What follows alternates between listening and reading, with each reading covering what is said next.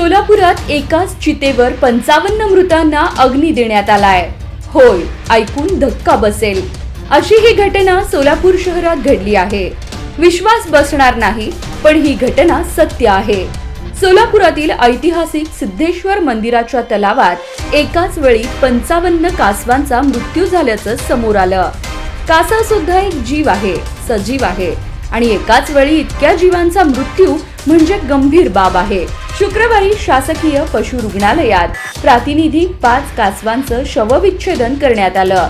त्यांच्या viscera samples पुण्याच्या राष्ट्रीय विषाणू प्रयोगशाळेत तपासणीसाठी पाठवण्यात आले आहेत। पशुवैद्यकीय अधिकाऱ्यांनी दूषित पाणी हे मृत्यूचं प्राथमिक कारण असल्याचा अंदाज व्यक्त केला आहे, तर मृत मासे खाल्ल्यामुळे कासवांना विषबाधा झाली असावी अशी शक्यता काही वन्यजीव अभ्यासकांनी व्यक्त केली आहे। सर्व कासव सडलेल्या अवस्थेत आढळून आल्याने शवविच्छेदन करताना अडचणी निर्माण झाल्या। त्यामुळे उर्वरित 55 कासवांचा शव सिद्धेश्वर वनविहार येथे एकाच चितेवर दहन करण्यात आलं। सिद्धेश्वर तलावात गेली 150 वर्षांपासून कासवांचा अधिवास आहे। ही नोंद सोलापूर गॅझेट मध्येही आहे।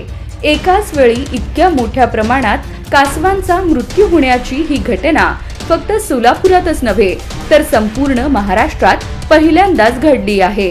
या घटनेमुळे एकच खळबळ उडाली आहे।